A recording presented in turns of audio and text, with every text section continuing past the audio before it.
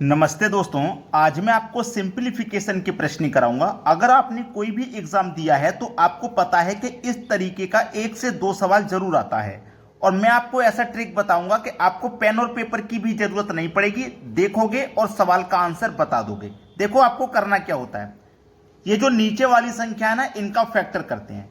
तो देखना मैं इसका फैक्टर क्या करूंगा, 1 का गुना 2 से करूंगा 2, 6 का फैक्टर 2 गुने 3 6, ठीक है। ऐसे यहाँ पे क्या है 12, 12 का फैक्टर क्या हो जाएगा 3 चौकू 12, 20 का फैक्टर क्या हो जाएगा 4 पंजे 20, और 30 का फैक्टर क्या हो जाएगा 5 गुने 6 30।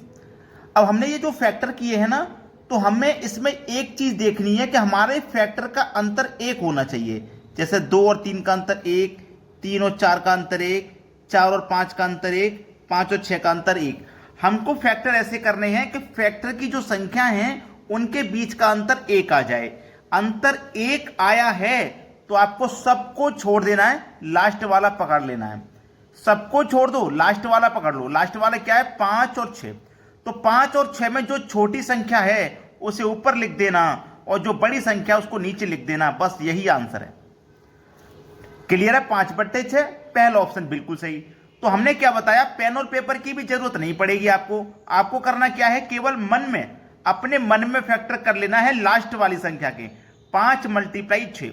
इसके फैक्टर तो और भी हो सकते हैं, जैसे 15 गुने 30, 10 का गुना 3 से करो तो भी 30 हो जाएगा। लेकिन हमको ऐसा फैक्टर चाहिए जिसके बीच का अंतर 1 आ जाएगा। बस जो छोटी संख्या है ऊपर लिख दो, बड़ी संख्या नीचे लिख दो, आंसर आ गया। अब देखते हैं आगे।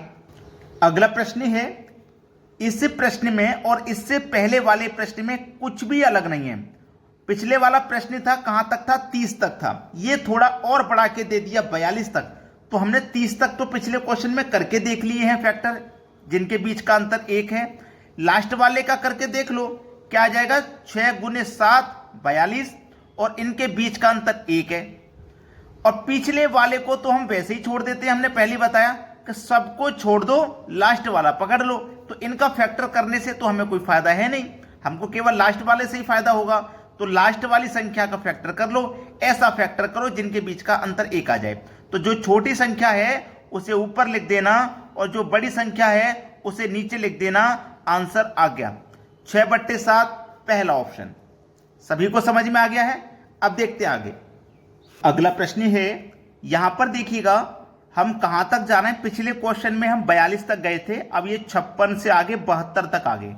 तो हमें क्या करना है, केवल 72 के ही फैक्टर करने हैं। उससे पहले के अगर हम करेंगे फैक्टर तो हमें कोई फर्क नहीं पड़ेगा, क्योंकि हमें जरूरत नहीं है, सबको छोड़ना पड़ेगा। लेकिन हमें बस फैक्टर करना है, तो ये चेक करने के लिए करना है कि इनके बीच का अंतर 1 आ रहा है कि नहीं आ रहा। जैसे हमने पिछले क्वेश्चन में 42 तक किया था, अब ये 7 8 56 हो जाएगा। देखो इनके बीच का अंतर भी 1 है, और ये 8 ने 72 हो जाएगा, इनके बीच का अंतर भी 1 है। उससे पहले का भी अगर हम करेंगे तो हमें कोई फर्क नहीं पड़ेगा, क्योंकि हमें जरूरत ही नहीं है। जरूरत है हमें केवल लास्ट वाले की। तो हमने इसका फैक्टर कर लिया और ऐसा फैक्टर किए जिसके बीच का अंतर 1 आया।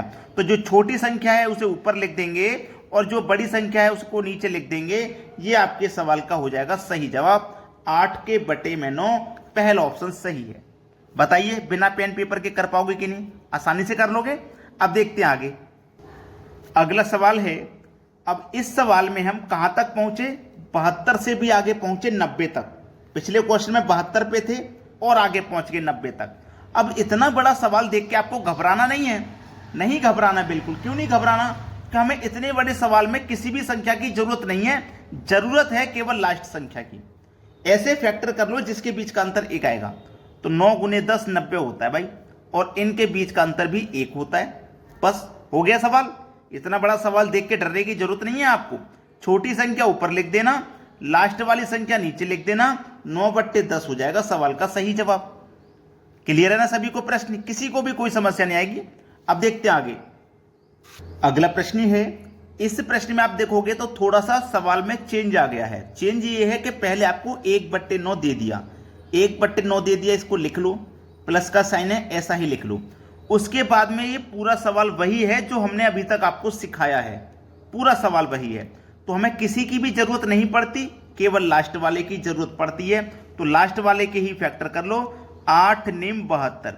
ऐसा फैक्टर करना जिनके बीच का अंतर 1 आ जाए। तो छोटी वाली संख्या ऊपर लिख देना और लास्ट वाली को नीचे लिख देना। तो इतने का पूरे का सॉल्यूशन, पूरा आंसर यही है, वो हमने लिख लिया। अब 9 और 9 का जब आप एलसीएम लोगे तो 9 ही हो जाएगा, और 8 और 1 को जोड़ोगे तो ये भी 9, और 9 से 9 कट जाएगा एक बार में, तो सवाल का आंसर कितना आ जाएगा भैया? 1 आ जाएगा। पहले ऑप्शन में 1 मिलेगा, ये सवाल का बिल्कुल सही जवाब है। अब देखते हैं अगला प्रश्न। अगला प्रश्न है, यहां पे भी देखिए 1 के बटे में 11 आपको अलग से दे दिया पहले, फिर प्लस का साइन है, उसके बाद में पूरा सवाल वही है जो हमने आपको सिखाया। तो हमें लास्ट वाली संख्या की जरूरत पड़ेगी। 110 है तो 110 के फैक्टर क्या होंगे? 10 गुने 11। ऐसे फैक्टर करना जिसके बीच का अंतर 1 आ जाए, तो 10 और 11 का अंतर 1 हुआ। तो हमें छोटी संख्या ऊपर लिखनी पड़ेगी और बड़ी संख्या नीचे।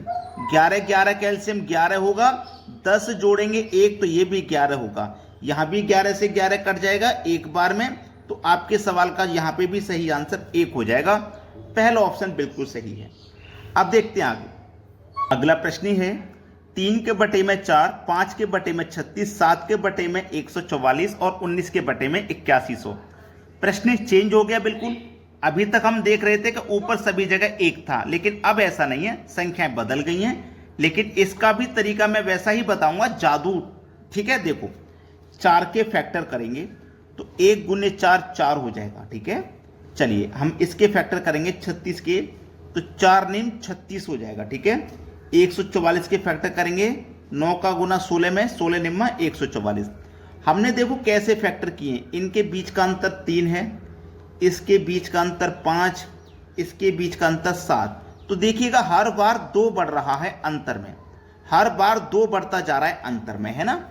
तो हम लास्ट वाली संख्या के यहाँ पे अंतर करेंगे, तो 81 का गुना 100 से करेंगे, तो यहाँ पे भी आपका जो अंतर पड़ेगा वो 19 का पड़ेगा। अब ये जो अंतर है वही तो देखो ऊपर दिया गया 3, 5 देखो 5, 7 देखो 7, 19 देखो 19, अंतर है वही ऊपर दिया गया है। बस सवाल खत्म हो गया, कुछ नहीं करना। फर्स्ट, अगर संख्याएं प्लस में चल रही हैं तो आप माइनस लोगे, फर्स्ट माइनस लास्ट कर दीजिए। फर्स्ट आपके पास कौन सी संख्या है? फर्स्ट में आपके साथ 1 है, 1 लीजिए। ठीक है, 1 लीजिए, फर्स्ट में आपके साथ 1 है तो 1 लीजिए, माइनस लास्ट में आपके पास क्या है? लास्ट में आपके पास है 19। लेकिन ये जो 19 है ना, यहां पे देखो 1 है, यहां पे लास्ट में 19 है, तो ये जो 19 है ना लास्ट वाला 1 के बटे में आएगा 19, याद रखिए। बस हो गया सवाल। 19 का 1 मिनट, सवाल में कुछ गलती हुई है, 1 मिनट, इसको कटाते हैं। इसको कटाने के बाद हम सवाल को फिर से देखते हैं क्या हुआ है। हमने यहां से फर्स्ट संख्या ली तो 1 है, फर्स्ट संख्या कितनी है? 1, माइनस ले लिया। लास्ट संख्या हमारे पास 100 है, हमने यहाँ पे क्या किया? अंतर ले लिया, जो हमसे गलती हो गई। अंतर नहीं लेना था, जैसे यहाँ से जब हमने यहाँ पे भी अंतर नहीं लिया तो यहाँ क्यों लेंगे?